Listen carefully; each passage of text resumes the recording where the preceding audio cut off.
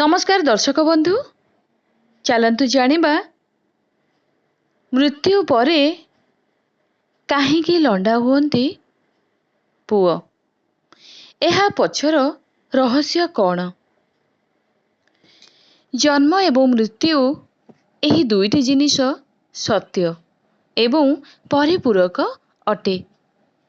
जणे जन्म लाभ करिछि माने मृत्यु सुनिश्चित।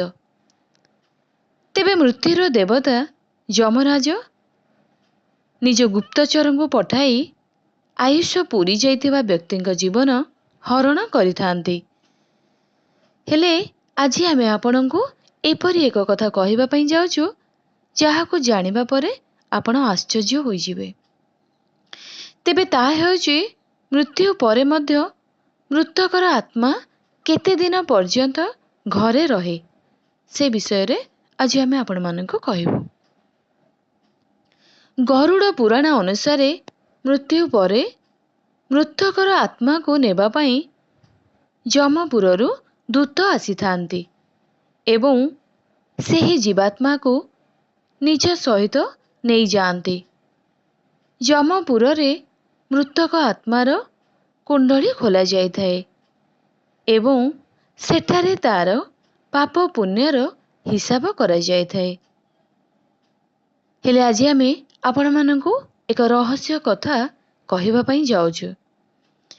तेबे आपण माने जानिचंती जे जदि केही आत्मीय लोकर मृत्यु घटे तेबे ताहार शुद्धिक्रिया दिन नंढा होइथांती।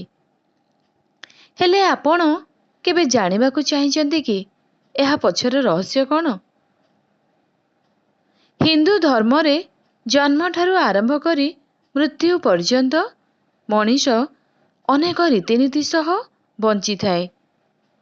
केउ समय रे कौन करिबा आवश्यक ताहा हिंदू पुराण रे लिखा आइछि। तेबे आपण माने भल भाबरे जानिचंती जे जेतेबेले कोनोसी जीवात्मा शरीर त्याग करे सेतेबेले एही आत्मार शांति पाई परिवार लोके अनेक कर्म करिथांती एपरिकी नंढा मध्य हुअन्ति। एथिरे आत्मार परलोक गमनर व्याख्या मिली थाए। पुराण अनुसारे नीति और नियम अनुसारे होइथिबा कार्य ही आत्मा को नुआ शरीर रे तांकर प्रवेश द्वार खोली थाए ओ से स्वर्ग को जाई थाए। नंढा हेबा पछरे अनेक वैज्ञानिक कारण मध्य रहिछि। प्रथमतः स्वच्छता। जेतेबेले कौनसी लोकर मृत्यु घटी थाए सेतेबेले मृतक शरीर रे अनेक जीवाणु सृष्टि हुअन्ति। संपर्कीय और घर लोक श्मशान को जीवा पर्यंत अनेक थर परिवार लोक मृतकों को छुई थांती जहा द्वारा रोग तांको देह को आसी पारे। सेथिपाई मृत शरीर को पोड़ीबा परे स्नान करिबा को जानती। शुद्धिक्रिया दिन परिजन लोके नख काटंती एवं नंढा हुअन्ति। एहार कारण हेउची पुनः स्वच्छता।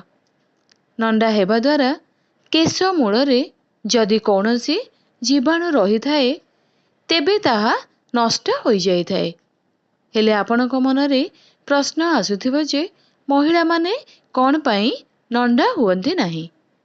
कारण महिला श्मशान जाती नाही। हिंदू धर्म रे तांकर मुंडनर हेबार प्रथा नाही, तेणु सेथिपाई से माने नंढा हुअन्ति नाही।